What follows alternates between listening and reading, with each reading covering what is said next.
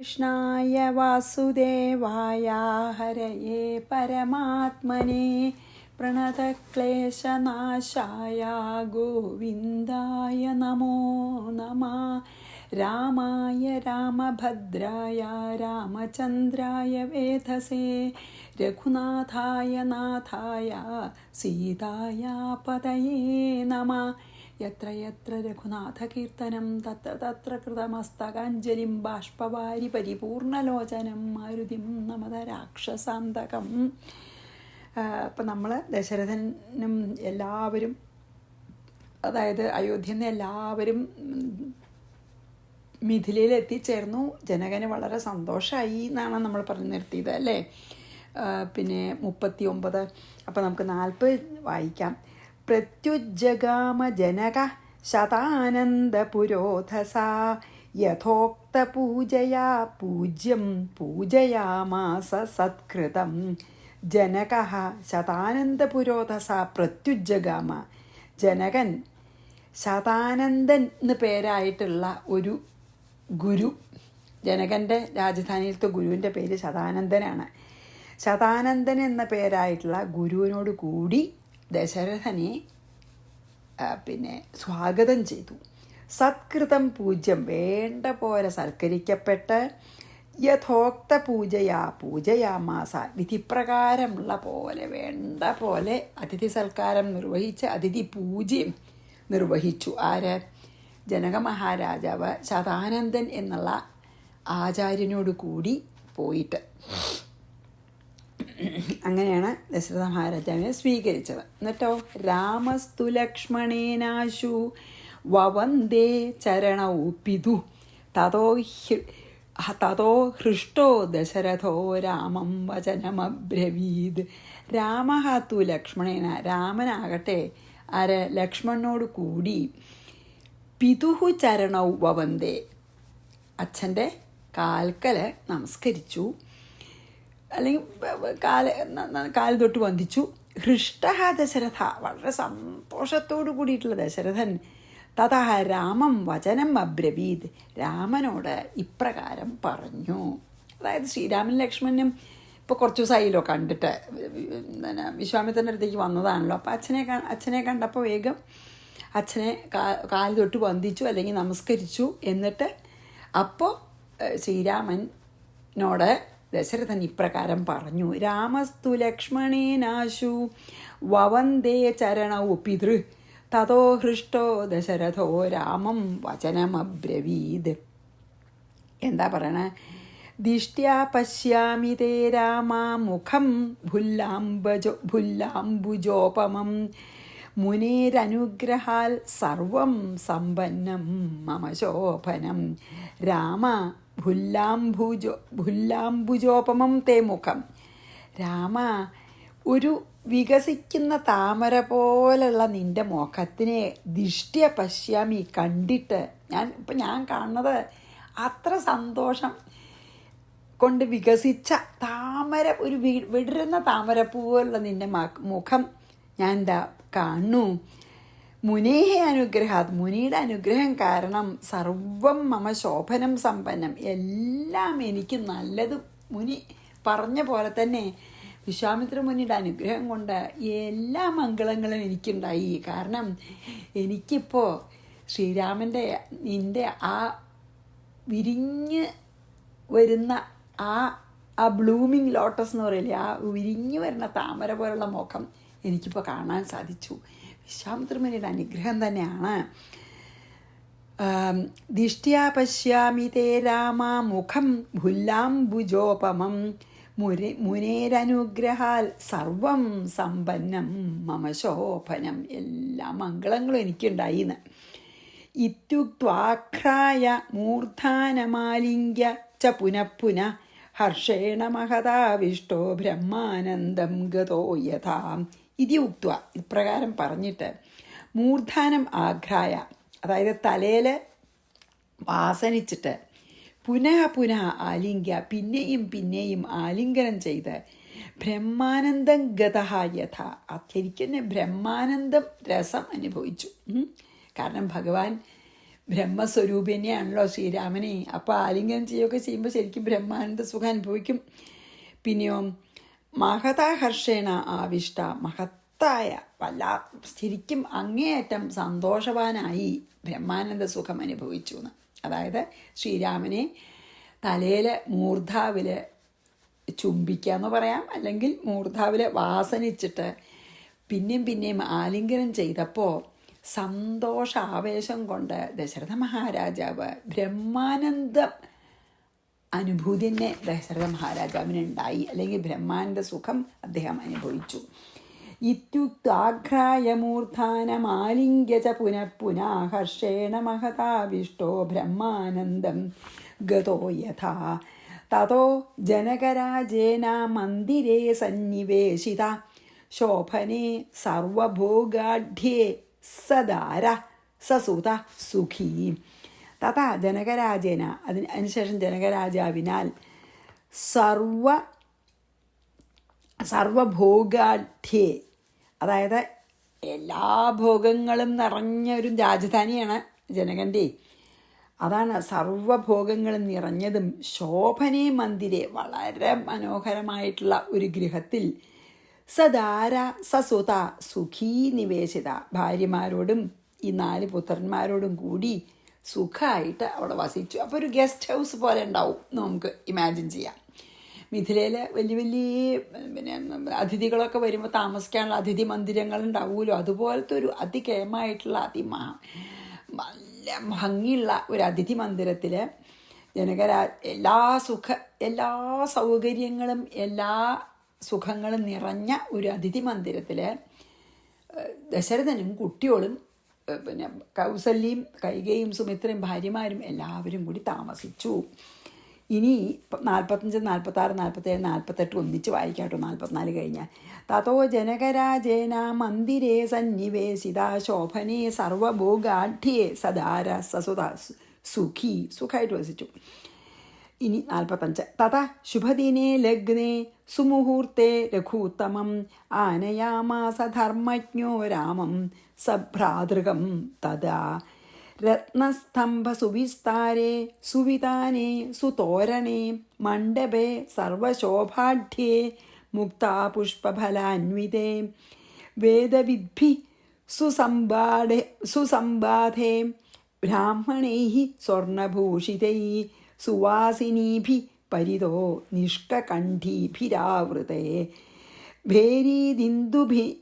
ഭേരീദിന്ദുഭിർനിർഘോഷൈർഗീതനൃത്യൈ സമാകുലേ ദിവ്യരത്നാഞ്ജിതേ സ്വർണപീഠേ രാമം ന്യവേശയത്. ഫോർമലായിട്ടുള്ള, അന്നിപ്പോൾ ശ്രീതമാലട്ടു അത്രല്ലേ ഉള്ളൂ, ഇനി ഫോർമലായിട്ടുള്ള വിവാഹമാണ് പറയണത്. അപ്പോൾ തഥാ ശുഭദിനേ ലഗ്നേ, നല്ല സുമുഹൂർത്തെ, നല്ല ദിവസം നോക്കി നല്ല മുഹൂർത്തത്തിൽ ധർമ്മജ്ഞ രാജ, ഈ വളരെ ധർമ്മിഷ്ഠനായിട്ടുള്ള ജനക മഹാരാജാവ് സഭ്രാതൃകം രാമം ആനയാമാസ, അതായത് സഹോദരന്മാരോട് കൂടിയ രാമനോട് വരാൻ പറഞ്ഞു. നല്ല സമയവും നല്ല ദിവസവും നല്ല മുഹൂർത്തവും ഒക്കെ നോക്കിയിട്ട് രാമനോടും സഹോദരന്മാരോടും പിന്നെ ജനകൻ്റെ അടുത്തേക്ക് വരാൻ പറഞ്ഞു. അമ്മട്ടോ രത്നസ്തംഭ സുവിസ്താരേ, രത്നം കൊണ്ടുള്ള തൂണുകൾ, അങ്ങനെ നല്ല വലിയ വലിയ രത്നത്തൂണുകളും, പിന്നെയോ സുവിതാനെ, നല്ലോണം വിധാനം അലങ്കരിക്കുക, നല്ലവണ്ണം അലങ്കരിച്ചതും, സുതോരണേ, നല്ല തോരണങ്ങളൊക്കെ തൂക്കി, സുതോരണേ ചെന്താ മംഗളായിട്ടുള്ള തോരണങ്ങൾ. അപ്പോൾ ഈ മാവിൻ്റെ ഇല അങ്ങനെയൊക്കെ ഉണ്ടല്ലോ, നല്ല നല്ല പൂക്കള, ഫ്രഷ് പൂക്കള, അങ്ങനത്തെ തോരണം. നമ്മൾ സാധാരണ വിവാഹത്തിനൊക്കെ മണ്ഡപം. സർവശോഭാഢ്യേ, നല്ല ശോഭ നിറഞ്ഞതും, മുക്താപുഷ്പഫലാന്വിതേഹേ, മുത്തുമാലകൾ കൊണ്ടും പുഷ്പമാലകളും ഫ്രൂട്ട്സും അങ്ങനെയൊക്കെ കൂടിയിട്ട്, വേദവിദ്ഭി സ്വർണഭൂഷിതൈഹി ബ്രാഹ്മണൈഹി സുസംബാധേ, വേദമറിയണവരും സ്വർണ്ണ മാലയും ഒക്കെ ധരിച്ച വരുമായ ബ്രാഹ്മണര് നിറച്ചുണ്ട് അവിടെ. സുസംബാധെ, അവിടെ നിറച്ച് ബ്രാഹ്മണരുണ്ട്, വലിയ വലിയ വേദജ്ഞന്മാരൊക്കെ.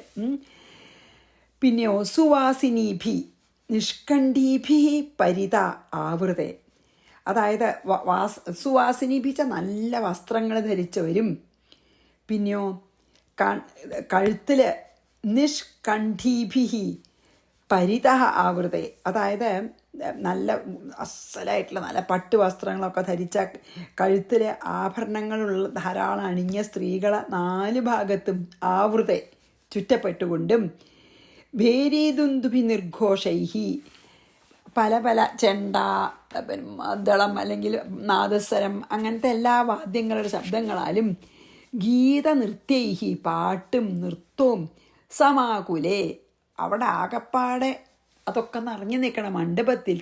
സമാകുലേ മണ്ഡപേ പറഞ്ഞാൽ ഇങ്ങനത്തെ ഈ വിവാഹ മണ്ഡപത്തിൽ ദിവ്യരത്നാഞ്ചിതേ സ്വർണ്ണപീഠേ, സ്വർണം രത്നങ്ങൾ പതിച്ച സ്വർണം കൊണ്ടുള്ള പീഠത്തിൽ രാമം ന്യവേശയത്, രാമനെ ഇരുത്തി അല്ലെങ്കിൽ പ്രവേശിപ്പിച്ചു. ന്യവേശയത്തിൽ അവനെ അവിടെ പ്രവേശിപ്പിച്ച് ആ പീഠത്തിൽ ഇരുത്തി. അപ്പം എന്താ വിചാരിച്ച, അപ്പം എന്താ പറയണതില്ല, ആ സ്വയംവരത്തിനുള്ള റെഡിയാവുകയാണ് ജനകനെ. നല്ല നല്ല ദിവസം നോക്കി, നല്ല ലഗ്നം നോക്കി, നല്ല മുഹൂർത്തം നോക്കിയിട്ട് ഇവരോട്, രാമനോടും സഹോദരന്മാരോടൊക്കെ ഈ വിവാഹ മണ്ഡപത്തിലേക്ക് വരാൻ പറഞ്ഞു. പിന്നെ വിവാഹ മണ്ഡപത്തിൻ്റെ ഡിസ്ക്രിപ്ഷൻ എന്താ, അവരെ ശ്രീരാമനെ എല്ലാവരോടും വരാൻ പറഞ്ഞു. ശ്രീരാമനെ വിവാഹ മണ്ഡപത്തിൽ വരുത്തി സ്വർണ്ണപീഠത്തിൽ ഇരുത്തി. അപ്പോൾ ആ മണ്ഡപം, വിവാഹ മണ്ഡപം എങ്ങനെയാണ്, രത്നം കൊണ്ടുള്ള, നമുക്ക് ഇമാജിൻ ചെയ്യാലോ, നമുക്ക് രത്നം കൊണ്ടുള്ള തൂണുകൾ, നല്ല വിസ്താരം വലിയ തൂണുകൾ, എന്നിട്ടോ പിന്നെ എന്താണ് നല്ലോണം അലങ്കരിച്ചിരുന്നു, തോരണങ്ങൾ കെട്ടിയിരുന്നു, പുഷ്പമാലകൾ, മറ്റേ മുത്തുമാലകൾ, വാഴ, അങ്ങനെ ഫലങ്ങളൊക്കെ അങ്ങനത്തെ ഒക്കെ കൊണ്ട് അലങ്കരിച്ചിട്ട്, വേദജ്ഞന്മാരും അവർ നല്ല സ്വർണം മാലയൊക്കെ ധരിച്ചിട്ടുള്ള വേദജ്ഞന്മാർ നിറച്ച് സദസ്സിലിരിക്കുന്നുണ്ട്. പിന്നെ സ്ത്രീജനങ്ങളൊക്കെ നല്ല നല്ല പട്ട് സാരികളും ധാരാളം ആഭരണങ്ങളും അണിച്ച് അവിടെ 4 പുറമുണ്ട്. പിന്നെ വാദ്യഘോഷങ്ങൾ, അതായത് ചെണ്ട, എന്താണ് തകില്, പിന്നെ എന്താ പറയുക നാദസ്വരം, അങ്ങനെയൊക്കെ എല്ലാം ആയിട്ട് ഉള്ള അങ്ങനത്തെ പാട്ടിനും കൊട്ടിനുള്ള കാര്യങ്ങളൊക്കെ. പിന്നെ പാട്ട നൃത്തമൊക്കെ ചെയ്യാൻ പിന്നെ പലരും അത് ചെയ്യുന്നുണ്ട്, എല്ലാവർക്കും കാണാനേ വിവാഹം ആവണ വരെ. അങ്ങനെ രാമനെ ഇരുത്തിയ സ്വർണ്ണപീഠം അങ്ങേയറ്റം പ്രകാശിച്ചു. രാമൻ ആ സ്വർണ്ണപീഠത്തിൽ ഇരുത്തി രാമനെ. തത ശുഭദിനേ ലഗ്നേ സുമുഹൂർത്തേ രഘൂത്തമം ആനയാമാസ ധർമ്മജ്ഞോ രാമം സഭ്രാതൃകം തഥാ രത്നസ്തംഭ സുവിസ്താരേ സുവിതാനേ സുതോരണേ മണ്ഡപേ സർവശോഭാഢ്യേ മുക്താ പുഷ്പഫലാന്വിതേ വേദവിദ്ഭിः സുസംബാധേ ബ്രാഹ്മണൈः സ്വർണഭൂഷിതൈः സുവാസിനീഭിः പരിതോ നിഷ്കകണ്ഠീഭിരാവൃതേ ഭേരീ ദിന്ദുഭിനാ നിർഘോഷൈർഗീതനൃത്യൈ സമാകുലേ ദിവ്യരത്നാഞ്ജിതേ സ്വർണ ദേവി ദീനല്ലാട്ടോ തെറ്റിട്ട് അച്ചടി തെറ്റുണ്ട്. ഭേരി ദുന്ദുഭി നിർഘോഷൈർ ഗീതനൃത്യൈ സമാകുലേ ദിവ്യരത്നാഞ്ജിതേ സ്വർണപീഠേ രാമം ന്യവേശയത്. ഇനി 3 ഒന്നിച്ചാണ് 49, 50, 51. വസിഷ്ഠം ആരൊക്കെ ഉള്ളതാണ്?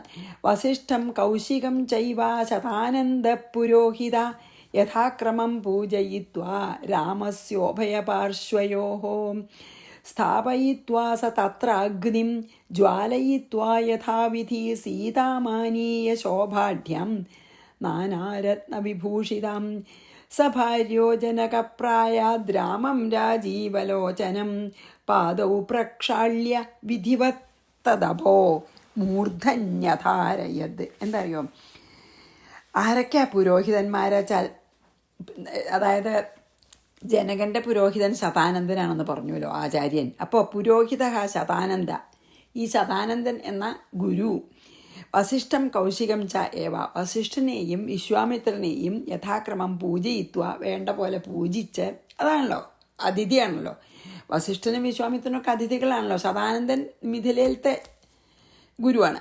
അപ്പോൾ ശതാനന്ദൻ തന്നെ വസിഷ്ഠനെയും വിശ്വാമിത്രനെയൊക്കെ വേണ്ട പോലെ പൂജിച്ചിട്ട് രാമസ്യ ഉഭയപാർശ്വയോഹ സ്ഥാപയിത്ത, രാമൻ്റെ 2 ഭാഗത്തും ഇരുത്തി. അവൻ തത്ര അഗ്നിം യഥാവിധി ജ്വാലയിത്ത, എന്നിട്ട് ഈ ഹോമത്തിന് അഗ്നി ജ്വലിപ്പിച്ചു. എന്നിട്ട് നമ്മൾ സാധാരണ അഗ്നിസാക്ഷിയായിട്ടാണല്ലോ വിവാഹം. അപ്പോൾ അഗ്നി ജ്വലിപ്പിച്ചിട്ട് നാനാരത്നവിഭൂഷിതാം ശോഭാഢ്യം സീതാം ആനീയ, നല്ല ഒരു വധുവിനെ പോലെ അലങ്കൃതയായിട്ട് സ്വർണ്ണാഭരണങ്ങളൊക്കെ അണിഞ്ഞ് അതിമനോഹരിയായിട്ടുള്ള സീതയെ വരുത്തിയിട്ട് എന്താണ് സഭാര്യ ജനക, ഭാര്യാസഹിതനായ ജനകൻ, ഭാര്യയും കൂട്ടിയിട്ട് ജനകൻ രാജീവലോചനം രാമം പ്രായാത്, അതായത് രാജീവലോചനായിട്ട് രാമനെ പ്രയാണം ചെയ്തു. എന്നിട്ടോ പാദവും വിധിവത് പ്രക്ഷാള്യ, എന്നിട്ട് രാമൻ്റെ പാദങ്ങളെ വിധിപ്രകാരം, അതായത് ഫാദറിൻലോ സണ്ണിൻലോ ആവാൻ പോണ ആളെ കാല് കഴുകിക്കണം, അല്ലെങ്കിൽ ഫാദറിൻലോ ആവാൻ പോണ ആളെ സണ്ണിൻലോ ആവാൻ പോണ ആളെ കാല് കഴുകിക്കണം. അപ്പോൾ കാല് കഴുകിച്ചു, പാദങ്ങളെ വിധിപ്രകാരം കഴുകിച്ച് തദപഹ മൂർധിനി അധാരയൻ, ആ ജലത്തെ മൂർധാവിൽ ധരിച്ചു. എന്നിട്ട് അതല്ലേ അത്ഭുതം, ജനകൻ ശ്രീരാമൻ്റെ കാല് കഴുകിയിട്ട് ആ വെള്ളം അവനവൻ്റെ തലയിലും മുഖത്തൊക്കെ തളിച്ചു. ആലോചിച്ച് നോക്കൂ. അപ്പോൾ ഈ സദാനന്ദമുതി നമ്മളിങ്ങനെ തന്നെയാണല്ലോ കാണുക നമ്മുടെ വിവാഹങ്ങളൊക്കെ. അതിങ്ങനെ നമുക്ക് അത് മനസ്സിൽ നല്ലോണം സങ്കല്പിക്കാം. അപ്പോൾ സീതാ സ്വയംവരം നമുക്ക് സങ്കല്പിക്കുന്നത് പുണ്യമാണല്ലോ. അപ്പോൾ പിന്നെ മഹാരാജാവിൻ്റെ ഗുരുവായിട്ടുള്ള ശതാനന്ദൻ വസിഷ്ഠനെയും വിശ്വാമിത്രനെയും പിന്നെ ഈ മണ്ഡപത്തിലേക്ക് കൂട്ടിക്കൊള്ളുന്ന ശ്രീരാമൻ ഓൾറെഡി ഇരിക്കുന്നുണ്ടല്ലോ ഒരു പീഠത്തിൽ, രണ്ട് ഭാഗത്തും ഇരുത്തി. എന്നിട്ട് സദാനന്ദൻ തന്നെ അഗ്നി ജ്വലിപ്പിച്ചു. എന്നിട്ട് അതിമനോഹരമായിട്ട് ഒരു വധുവിൻ്റെ വേണ്ട എല്ലാ ആഭരണ ഭൂഷണങ്ങൾ അണിഞ്ഞിട്ടുള്ള സീതയെ അവിടെ കൊണ്ടുവന്നിട്ട് അവിടെ ശ്രീരാമൻ്റെ അടുത്ത് നിർത്തിയിട്ട് വേഗം ജനക മഹാരാജാവ് ശ്രീരാമൻ ഭഗവാന്റെ കാല് കഴുകിയിട്ട് ആ വെള്ളം സ്വന്തം മൂർധാവിലും മുഖത്തൊക്കെ തളിച്ചു കൂന്ന, അല്ലെങ്കിൽ ശിരസിൽ ധരിച്ചു എന്നേ പറഞ്ഞിട്ടുള്ളൂ. എന്തായാലും അത് കഴിഞ്ഞ് നമുക്ക് അത് മൂന്നും വായിച്ച് കഴിഞ്ഞ് അടുത്ത് 4 ഒന്നിച്ചാണ്, അതും കൂടി പറ്റുന്നതാണ് ഞാൻ വിചാരിക്കുന്നത് കേട്ടോ. വസിഷ്ഠം കൗശികം ചൈവ ശതാനന്ദ പുരോഹിത യഥാക്രമം പൂജയിത്വാ രാമസ്യോഭയപാർശ്വയോ സ്ഥാപയിത്വാ സ തത്രാഗ്നിം ജ്വാലയിത്വാ യഥാവിധി സീതാമാനീയ ശോഭാഢ്യം നാനാരത്നവിഭൂഷിതാം. ഇതൊക്കെ ശരിക്കും നല്ല മലയാളം പോലത്തെ സംസ്കൃതമാണ്. സഭാര്യോ ജനകപ്രായാദ് രാമം രാജീവലോചനം പാദൗ പ്രക്ഷാള്യ, പാദപ്രക്ഷാളനം നടത്തി, മീൻസ് കഴുകിച്ചു. വിധിവത്തതപോ മൂർധന്യധാരയത്, ശിരസിൽ ധരിച്ചു ആ വെള്ളം. ഇനി 4 ഒന്നിച്ച് ചെയ്യാം. 52, 53, 54, 55. യാ ധൃതാ മൂർധ്നി ശർവേണ ബ്രഹ്മണാ മുനിഭിः സദാ തതഃ സീതാം കരേ ധൃത്വാ സാക്ഷതോദകപൂർവകം രാമായ പ്രദദൗ പ്രീത്യാ പാണിഗ്രഹവിധാനതഃ സീതാ കമലപത്രാക്ഷി സ്വർണമുക്താദിഭൂഷിത.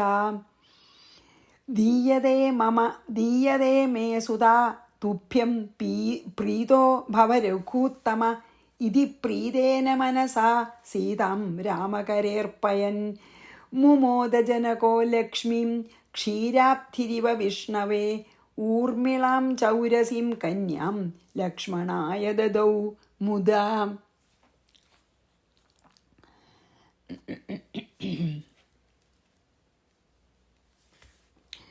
യാ ശർവേണ ബ്രഹ്മണ മുനിഭിः സദാ മൂർധ്നി ധൃതാഃ, അതായത് ശിവൻ, ശർവൻ എന്ന് പറഞ്ഞാൽ ശിവനാണ്. ശിവനും ബ്രഹ്മാവും മുനികളും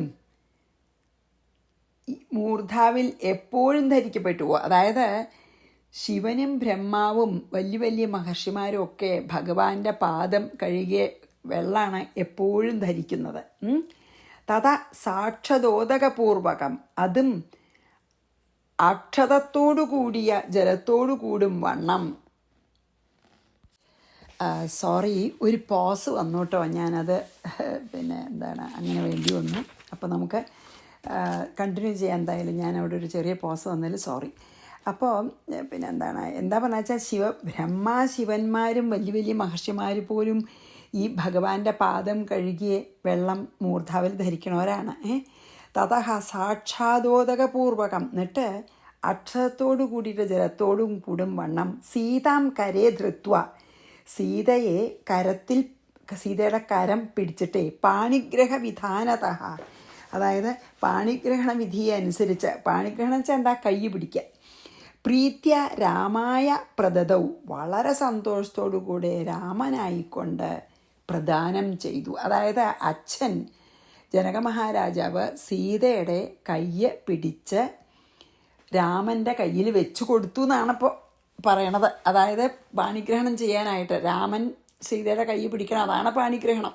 അപ്പോൾ പാണിഗ്രഹണം ചെയ്യാനായിട്ട് ജനകൻ തന്നെ സീതയുടെ കയ്യ് രാമൻ്റെ കയ്യിൽ കൊടുത്തു.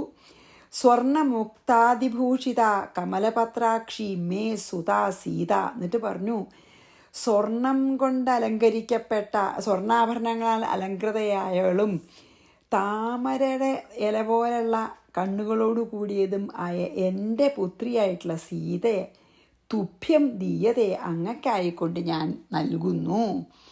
രഘുത്തമ പ്രീത ഭവ, എന്താണ് ശ്രീരാമചന്ദ്രസ്വാമി അങ്ങ് പ്രീതനായാലും അത് അങ്ങയ്ക്ക് സന്തോഷമാവട്ടെ എന്ന്.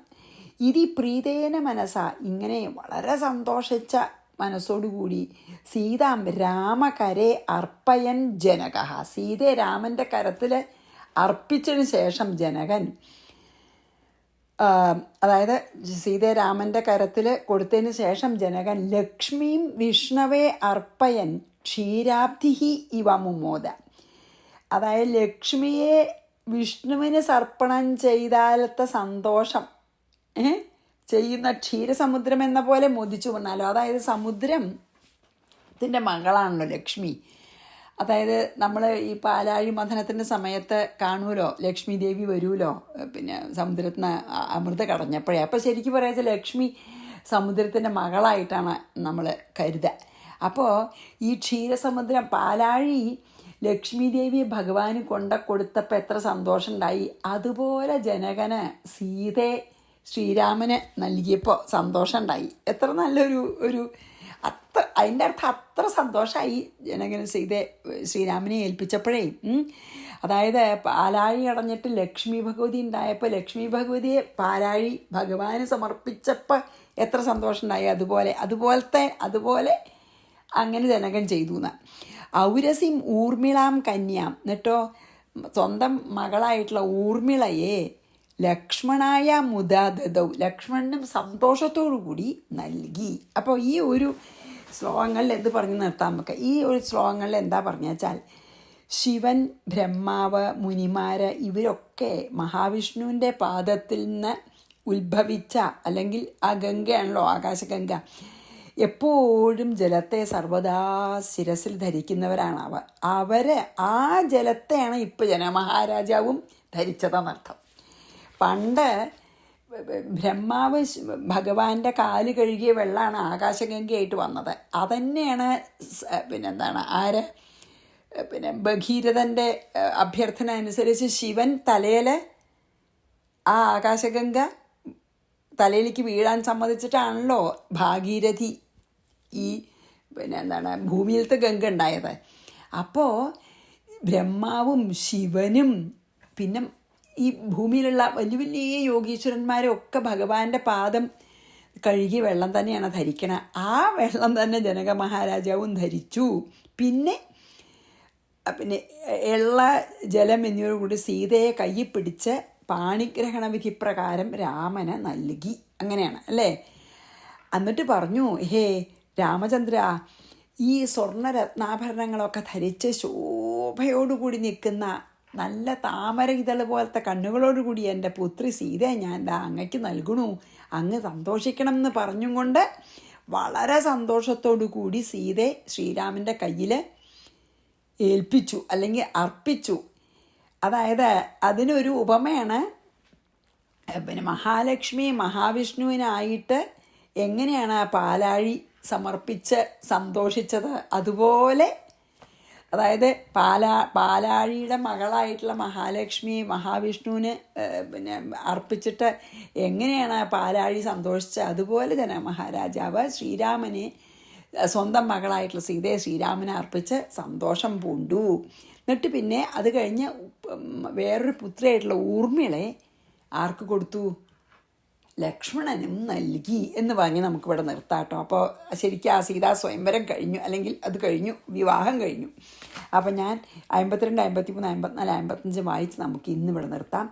യാ ധൃത മൂർധ്നി ശർവേണ ബ്രഹ്മണ മുനിഭിः സദാ തത സീതാം കരേ ധൃത്വാ സാക്ഷാദോദകപൂർവകം രാമായ പ്രദദൗ പ്രീത്യാ പാണിഗ്രഹവിധാനത സീതാ കമലപത്രാക്ഷി സ്വർണമുക്താദിഭൂഷിത ദീയതേ മേ സുതാ തുഭ്യം പ്രീതോ ഭവ രഘുത്തമ. സന്തോഷമായിട്ട് സ്വീകരിക്കണം എന്ന് പറയുകയാണ് പിന്നെ ശ്രീരാമചന്ദ്രസ്വാമിയുടെയും.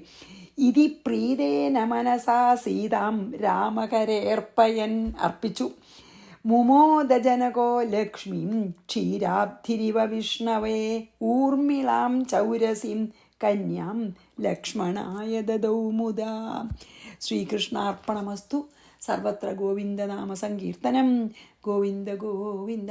ശ്രീ സീതാലക്ഷ്മണ ഭരതശത്രുഘ്ന ഹനുമൽ സമേത ശ്രീരാമചന്ദ്രസ്വാമിനേ നമഃ.